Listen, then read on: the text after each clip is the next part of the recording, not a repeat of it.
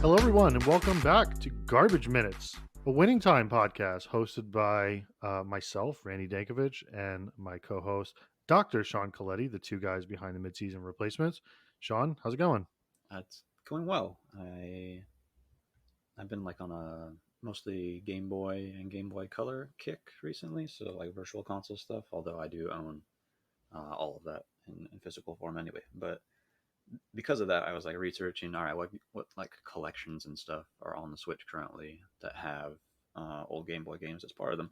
So I got the Disney classics. Oh, there we go. Yeah, it's got the Aladdin, Jungle Book, Lion King, and it has the Game Boy versions of those games. So I'm gonna get to play those this week, which is nice.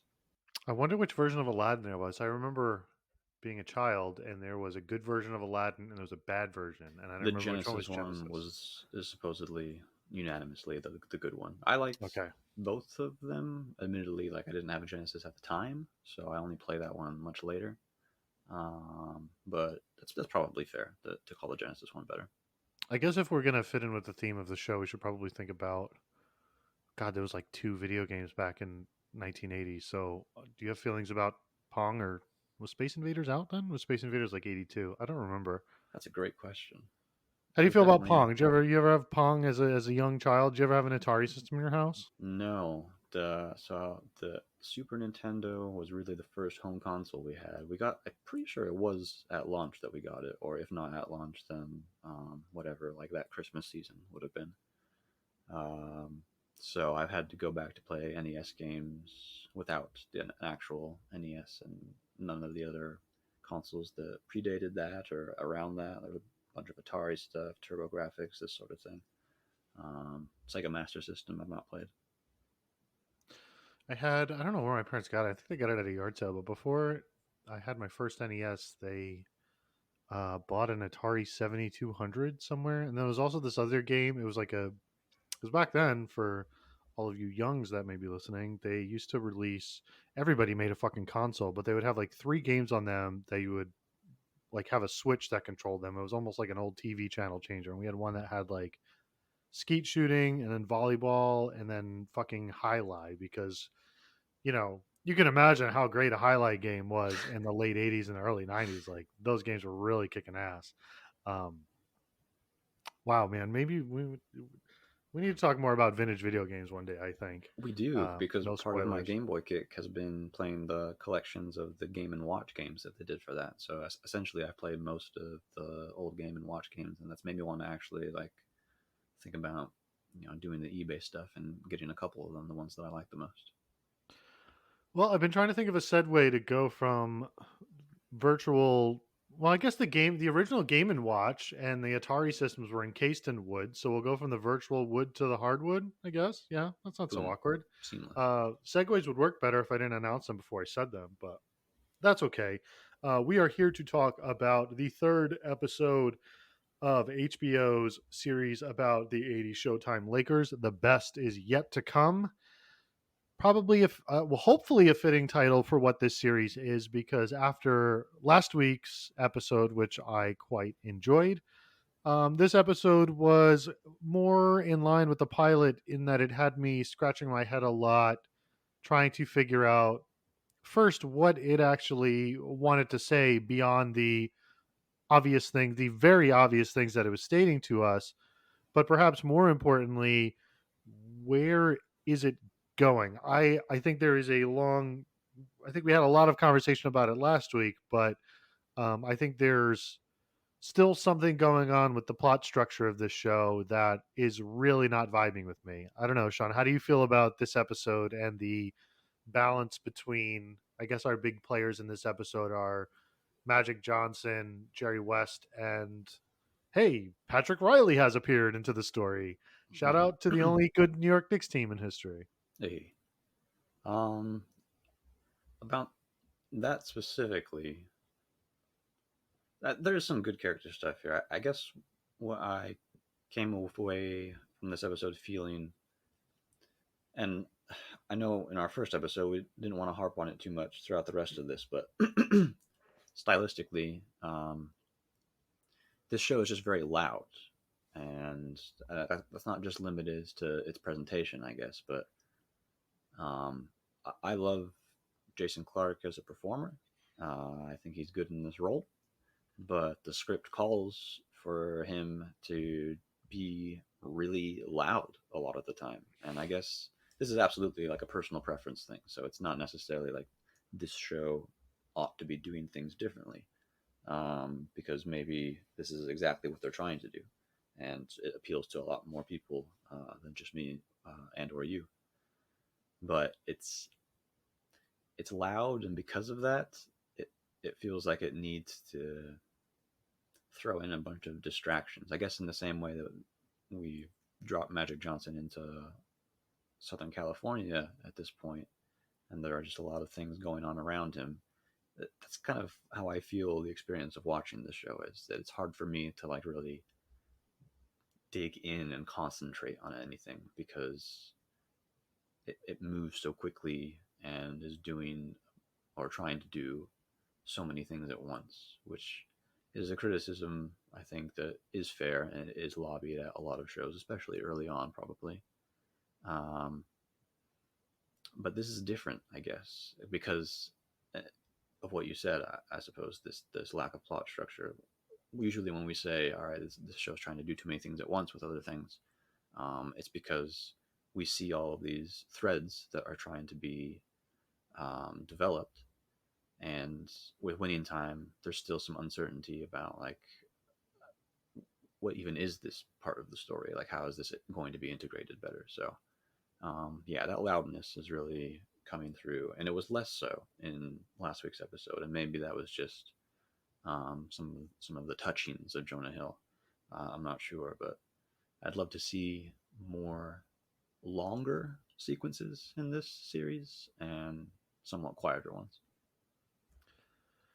I could probably tell. I think I knew that this episode was probably going to vibe with me in a strange way, or in any perhaps negative way, when the first 2 minutes of the episode almost seemed like a middle finger to anybody who wanted to question how this show was shot visually.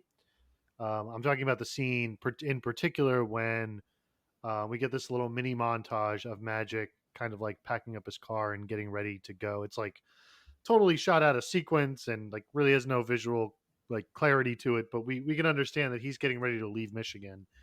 And Jesus fucking Christ, with this goddamn camera filters, it got to the point in this episode where they had like a fake film negative like corner on the screen, and it was like you'd see that for 2 seconds, it'd be this big white blotch, and then it would switch to an HD shot for a half a second, and then it would cut back to this filter. Then in the next scene they actually had like the filter was changing color, so instead of looking like film stock it would look like an old VHS tape, which if we're gonna like really put a stick up our asses, VHS wasn't really like commercial, like a big commercial thing at that point in time. So like you're not even doing the thing that you're trying to do accurately, which at some point if like you're making that such a like foundation of your like visual style, I feel like it's a fair point to criticize it when you're not doing it consistently or accurately in some sense. Like you're not just doing it here or there for a bit of style. Like this is the show. It's this. It's we're going to switch our attention every 2 seconds by changing the focus and changing the light. And oh wait, here's a new scene. And then while we're doing this, we're going to flash to Magic fucking a bunch of random women on the side. And it's trying to do that. It almost feels like it wants to be. I don't know. It's almost like it wants to be like a Soderbergh film and like how it moves and how it's paced or something, but then at the same time it also wants to be like two other shows on top of that. It wants to be this Magic story, which is like the very traditional country bumpkin goes to Hollywood and gets his feet swept out from underneath him, which is like not exciting or particularly inspired, but A is obviously a true story, and B is a solid enough foundation. If you want to do more outlandish things on the fringes, I can understand doing that. It's But a proven formula for sure. exactly, and I think like the performance is decent enough. The show kind of it almost feels like it keeps itself in check a little bit more. I know there's still like magic talking to the camera and stuff like that, but those scenes definitely feel like they have a bit more patience than the rest of it, which is like the rest of this episode feels like the 2 minutes we see Pat Riley like destroying his garage. Like it's just shot after shot of insanity until there's like a bunch of sweaty, bloody people around talking about like how their dads fucked them up, which is kind of, I don't want to keep going without letting you in. It's kind of where the other point that I land on with this episode is that if you're going to have a short story, a show about a bunch of men, like at some point the story has to be something besides men that are afraid of their dads. Like there's more to stories about male athletes than that. And that's the only thing we've gotten from Pat Riley, Jerry West, and Irving so far. Yeah, I mean, just to touch a little bit more on some of the pacing in that. Unsurprisingly, I watch basketball, actual basketball, and most of the time it's on League Pass, and there aren't any commercials. But sometimes it has to be on national TV. And what I've been seeing more and more with American commercials is, and you have to sell whatever it is in the space of like 20 seconds, right? That's the time that you get. And the directors of these, they're using like 15, 16 different shots. Like you get 15, 14 cuts. And how can you possibly convey anything doing that? It's you, it's so difficult to like take that in and like assess that information. You're just being bombarded with it. Um, and Listen, Grandpa. No, but I that's totally understand and it. that's how I'm feeling. Where like I'm looking for the thing and I'm trying, and it's not being conveyed because of how because of the pacing, I guess. Yeah. But you're right about some of the cliche wells that they go to with a lot of male characters, especially athletes. And maybe that's also a proven formula, but with any of that, like you need to execute it well, and it's as you point out, using it with so many characters at this point, it sort of dilutes the power of how any one of those like might really inform one of those characters. So it's tough. They're all different, so it's not necessarily the same difficult relationship, um, but it's definitely not unique enough to make me more interested in seeing how that plays out. Or more interested in seeing that used as a source of conflict or inner struggle or whatever it might be. Well, and I think part of the frustration is that the show already has that set up for an interesting arc with Jeannie and her father, like her trying to find her way into a sport that doesn't want her there and an organization run by her father who doesn't really want her there either. And as somebody who obviously would come to have a large impact on the game of basketball, there's clearly an interesting story there. And I just think, especially if you're just going to introduce a character like Pat Riley out of nowhere, who up until this point, like his only connection to Jerry West is I think they may have played in school together or college or something at some point. But like, it's crazy to me that we're still trying to get through this arc where Jerry West goes from being an all-star to being this guy who's a perpetual loser to being a failed coach to a scout then to being a general manager. Like we're already starting to bring in somebody who's not going to be the coach of the team for 2 or 3 years. Like I get that Pat Riley wanted to get himself in there and he became the color commentator, but I don't know, like this the pilot in this episode have felt like, I don't know. There's like with this and Euphoria and modern commercials and a lot of series that are trying to capture this cultural zeitgeist. It really just kind of feels like people are making a lot of entertainment on Adderall. Like it's almost like Watching TV now is like what listening to 80s music feels like, because you hear, like you listen to Rick James and you're like, that guy could not think of that bass line without doing a fuck ton of drugs. Like it's just not possible for you to come up with this music without some sort of altered state. And I watch television now, and it's like you said, like how can you focus on processing any of this information like naturally? You either need to have like a some kind of microchip implanted in your brain where you can play it at half speed, or you need to fucking snort Adderall like you're getting paid for it. And it's starting to feel, and maybe this is just us aging, but I'm starting to see it happen in entertainment more, even with shows that I like. Like I've seen a lot of people talk about, not to get too far off topic, but a big topic lately has been, Abbott Elementary bringing back the mockumentary style of The Office. But if you look at the camera work that's done on both of those shows and just how much more the camera is cutting in like Abbott Elementary, it's not quite the same thing. And part of that has to do with just the way things are shot. Like, you watch any Marvel movie and it's going to be shot, reverse shot, reverse shot, reverse shot, because everything's shot on a blue screen. So there's no way to actually convey a sense of space. But I don't know, man. Like this, ostensibly, they're not shooting all of Winning Time on a green screen. So why it needs to cut every half second, and why it needs to cut to a new plot line every 2.5 seconds is kind of beyond me. It's largely why I don't really watch live television anymore, and I really didn't think that that was going to happen. I felt like I know who I am as a person. I'm not going to move just to streaming, but it's tough to sit there and do it and sit through 3 or 4 different sets of commercials when it's like that. It really takes you out of the momentum of whatever was happening before. But that's why we Um, love HBO, because no commercials, right? yeah, it was Except we have a absolutely. TV show that feels like a long commercial at times. And sometimes it feels like a commercial for a show that I do want to watch. I have another slightly tangential thing. Do you want it now or after we finish the actual discussion? Hey, I mean, we've gone so far off the rails already. Like, let's embrace it. Did I ever tell you I sat 2 tables away from Jeannie Buss at a blues concert? Really? Yeah. Who were you seeing? Just out of Uh, curiosity. this was Buddy Guy. Oh, nice. Not the most recent time. We seen him like maybe 4 times at that venue. And yeah, one time she was there. What were the vibes from her table?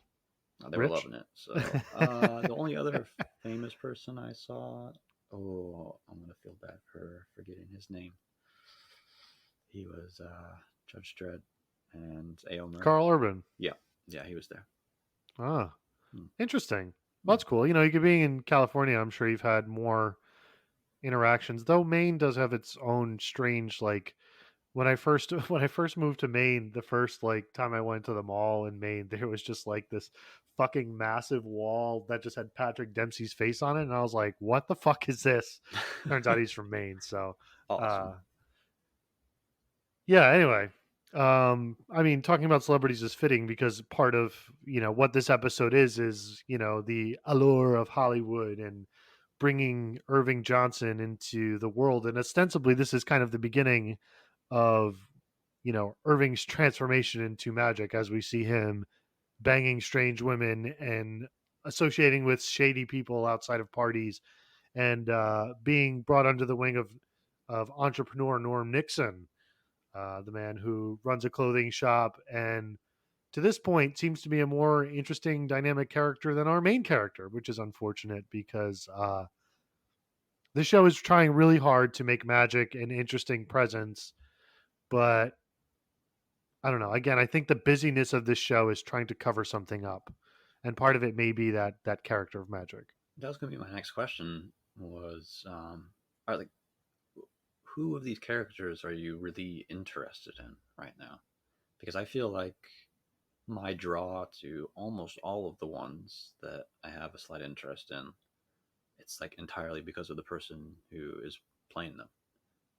It has nothing to do with what they've actually done with the characters. So I'm curious, like who, based on the script essentially, and not the person doing the performance, like what's grabbed you so far with any of these characters?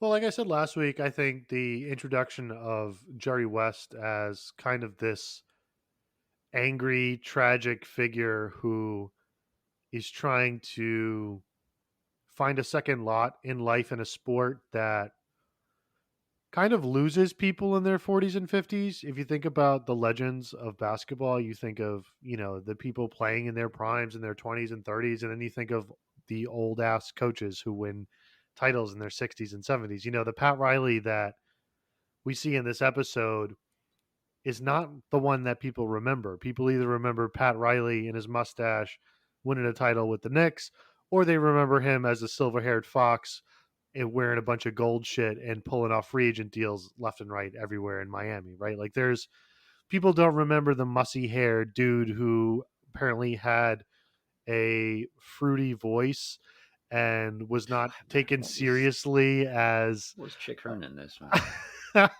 was not taken seriously as somebody um, as a serious entity to be an NBA coach. Um, I don't know. I think how they introduced Jerry's story was done in a more interesting way than Pat Riley's. It almost feels like this show, like they were expecting Adrian Brody to come in with like a bigger performance, and Adrian Brody's performance as Pat Riley is not nearly as large as I expected it to be, I fitting in I with like like it so everyone else. much. And I love it, but I wonder long term how it's going to feel on this show. It is tough to kind of picture that jump, um, It's a great mustache. because he's so good at being subdued and um, sort of like you see him carrying a bunch of guilt around, and he's like really physically weighed down by that. Yeah, the nuances of his He can't get performance in in the this, club. They don't even recognize him. unreal. Um, but again, that's like I'm really interested in it because of how well he's doing that. I don't know if it's necessarily like some of the lines when I think about how they would appear on the page. It's just kind of like generic dialogue, which is a shame. But he's doing leaps and bounds with it. Well, you don't like when him and Jerry West are talking to each other exactly about how it feels to be an NBA player that nobody thinks about anymore. Like this show does have, and that kind of leads us into my second point of the week, my big 3 points. Is if plot structure and pacing is this show's kind of biggest struggle so far, I think coming in right behind it, and what really sticks out to me this week is this show's inability to deliver any sort of dialogue that has any nuance to it whatsoever. Um, I'm thinking of things when they say, like when Norm Nixon says, "Oh, you got to do it like Jim Brown and O.J. Simpson do it, and be righteous," because we know how those guys' reputations turned out today. Or when they compare Matt Irving Johnson to Michael Jackson, or things like that, and I suppose some of this is coming from the avoir of Adam McKay, but the utter lack of subtlety when it comes to this show, tipping its hand to what it knows about the history of these characters and what stories are going to come, um, is a bit frustrating because I think, despite all these problems with plot structure and pacing, there are still interesting performances here, and I can't help but wonder that if things were just a little bit slower, if things were just a little bit less beat me over the head with a shovel until my ears bleed, that like a little bit of tweaking in this show would work a whole lot better, even if you couldn't figure out the editing. Like even if the editing was like a hot mess of an action film that somebody made in 2002.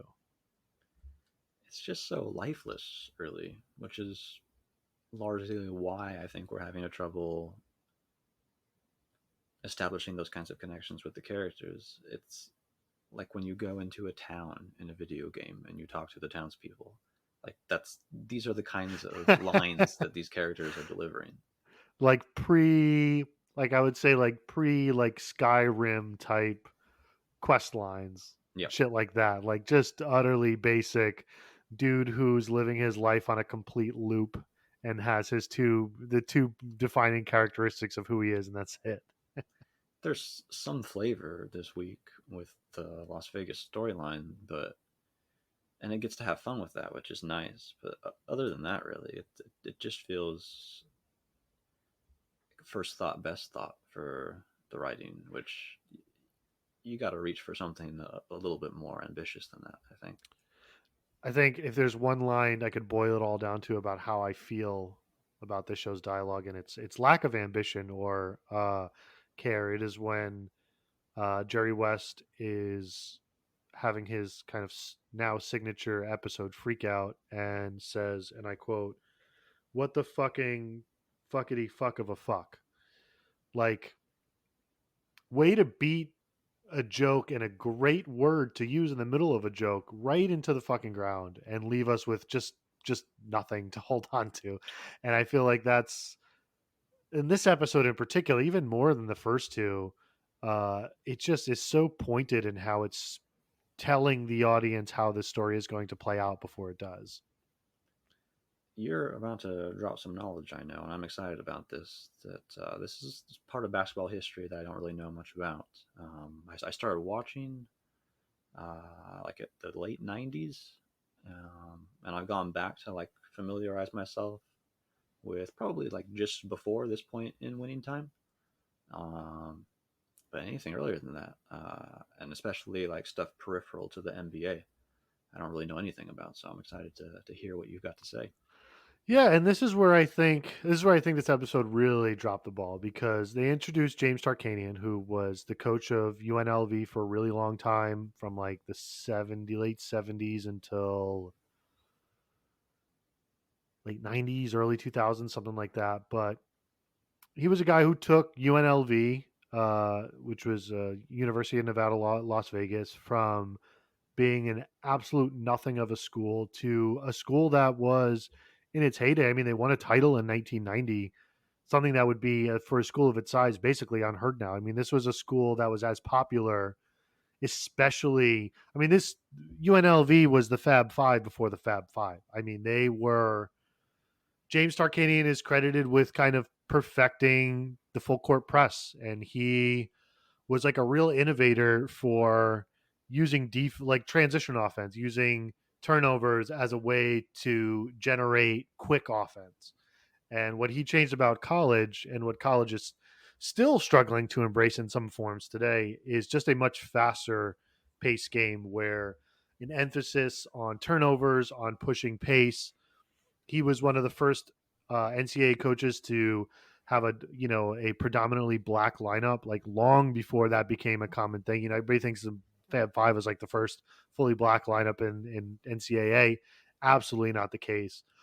He's an interesting character because he coached at a few colleges, and because he went to small schools, he was doing recruiting violations left and right, giving guys money, doing all that kind of shit. Which I've never had a fucking problem with coaches with rich ass colleges giving kids money. Like, I'm all for that, but the NCAA did was they used him as an example, and he sued them multiple times over this.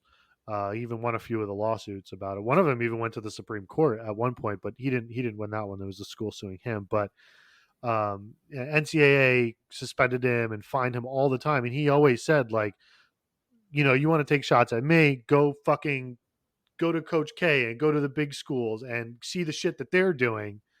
So he was always upfront about who he was as a coach and a person. And what I think is really disrespectful about this show is how they erase all of that about how he was a true innovator for the game of basketball and how the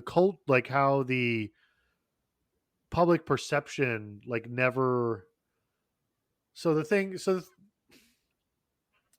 one of these episodes we're going to have a longer conversation about why the people behind winning time needs to watch more baseball related media, and this is a conversation I'm sure you and I need to have that you are going to hate to hear. um but there's a lot of interesting arcs to be had with the sport of baseball and how the influence of people can be an important part of the sport's legacy and the sport's history, even if it's been forgotten by the general public. Like some of the most influential players in baseball history are people that did not have Hall of Fame careers, that may have had a cup of coffee or a few at bats or something like that, and they are forgotten in time. But the things that they brought to the game are remembered forever. Or pitching coaches that have revolutionized mechanics that we'll never hear about. Like James Tarkanian is one of those people, and this episode what this episode is really about is the reason why he didn't come to the NBA. And the reason for that is because they introduced this character in the background, Vic Weiss, the guy whose toupee falls off halfway through, as this kind of like shady person who's involved with James, and they kind of suggest that Tarkania was involved with game fixing, which I've never really known much about. Like he coached in Vegas, and Vegas doesn't have any professional teams for very they didn't at the time, which I still think would probably be a smart thing not to do. But UNLV was also as a the other reason why they became such a big force was because they were the only game in town. So they were the professional team for Las Vegas. That was a big deal. When James Tarkanian died, they dimmed the lights in Vegas for not for a long time since Vegas, but for like 3 minutes, which in Vegas is a lifetime. So what he meant to that city was also huge. And this episode just makes it seem like he was the Sin City coach who was, in the back pocket of the mob. And what we do know is that Vic Weiss was killed during that kind of period. Nobody knows why. There was never anybody arrested for Vic Weiss's murder. He was just found dead in a trunk, shot in the head, and nobody really knows what happened or who did it. Um, so it's kind of like I could see why you would want to attach those two events. And there's a lot of people that say James Tarkanian backed off from the Lakers after that happened because of some sort of fear. But I don't know. They rob for a show that seemingly wants to treat the history of basketball as such this big, important, glamorous thing. Like they really reduced James Tarkanian to like this cranky old dude with bags under his eyes who like is corrupt and fixes basketball games, which I feel is a lot. It's a lot lesser than what that man's significance to the sport really was, regardless of whether he was a good human being or not, because that's not the conversation we're trying to have with this character. And it doesn't even like get to be a fun sort of take on it, like how Red Auerbach was in the last episode. Um, that's a shame. Yeah, We don't even get a feel for like whether he was really interested in it or if he was just doing it because maybe his wife wanted the. We see his wife. We don't see her. We see her hand like circling, and we should go buy this house or whatever. Like there might have been a way into where the story ends up with him in his limited time, but they don't spend that time doing anything with the character at all, and that's disappointing. That is. Um, that's kind of my big beef with the episode. Is I think that No, that's fair. for a show that wants to, and right down to the visual style with the way you're shooting it and giving it all these filters, you want this to feel like a piece of history. You want us to view this as we're viewing history happening, which I get. You're a creative show, you're a drama.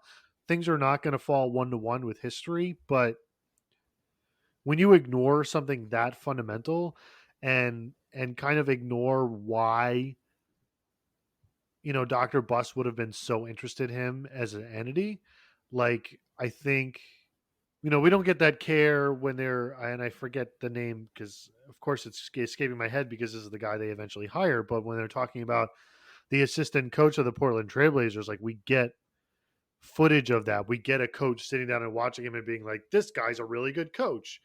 And with him, we get this guy's connected to the mob, and I guess he's wins games or something. And that's all we get of him. And that's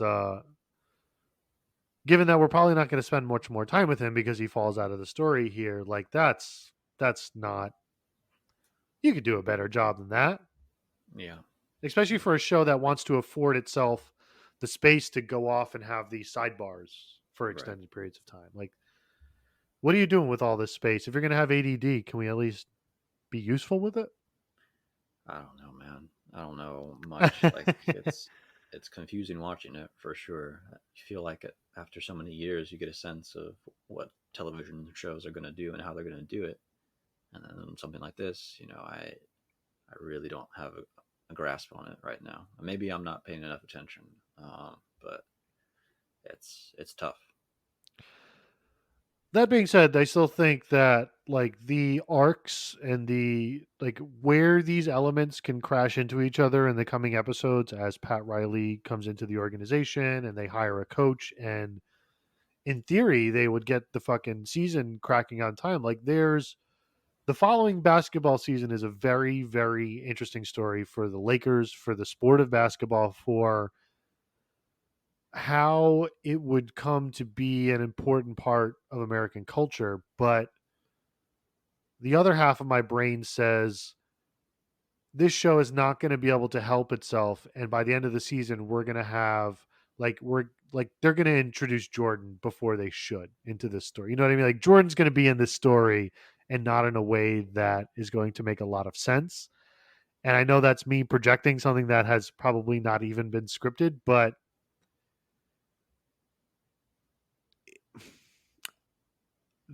it feels like the writers of this show are star fuckers in a way for this era of basketball. And I wonder if they're going to be able to help themselves. Like, how long until we get, like, okay, so there's a shot in this episode of Jerry West. He's like holding the broken trophy in his office and he throws the ball. I don't know if you noticed, but when he shoots the ball, it goes into a box that's a scouting reports, which, as I mentioned last week, Jerry West would eventually become a scout for the Lakers before he became general manager. So, like, how many episodes until they introduce Dennis Rodman and he's like walking by like Macy's with a bunch of wedding dresses in the window? Like, I feel like that's something this show would do in the near future, even if it has nothing to do with the story of the Lakers in the 80s.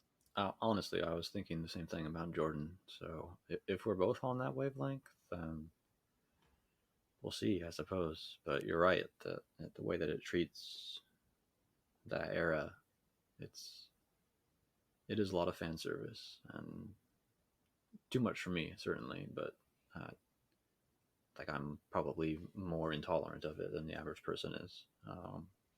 So I don't know. I don't know. Yeah, Do you you know can't even anybody watch the else who commercials. watches How could you this? watch this for an hour? Watch this show? No, I don't know. And I've been looking at the ratings, and the ratings have been surprisingly low. Like, I understand this is going to be a niche series. I've heard a couple of the basketball podcasts I listen to, like, kind of have mixed reactions on it. I kind of think that the general reaction to this show is the same that we're having, that, like, people may be so overwhelmed by, like, this show's loudness and lack of brevity that I don't it feels like the writers of this show don't exactly know what this show is yet, so I don't understand how an audience could either. And with today's audiences, like, I gotta imagine that a decent percentage of them have kind of tuned out, especially like basketball purists watching last week's episode and this episode. I have to imagine like are not into this. There's too much competition on television right now. I don't understand how. So I'm just trying to look up the numbers. I don't see viewership for this last episode. But there was an increase between the first and the second. Surprisingly, it's still not great. It's still below 500,000. Um, Pulling in but those enlightened numbers. yeah, exactly. Without Mike White, unfortunately. Yeah, yeah. No, so I mean, I don't know. I think everybody's not sure what this is, and I think the biggest problem is that the show doesn't, and it wants to be like so many things at once, and it doesn't, and it's afraid that any of those things could be bad, so it doesn't. It almost feels like it doesn't want to commit. But again, we're still early. Plenty of time for this show to turn it around. And also plenty of time for it to really just fucking dig itself into a grave. But we are going to keep our heads held high and hope that this show learns from its second episode and pulls itself back up to the surface. Um, One give thumb me up for more. Adrian Brody. One thumb up for Gillian Jacobs.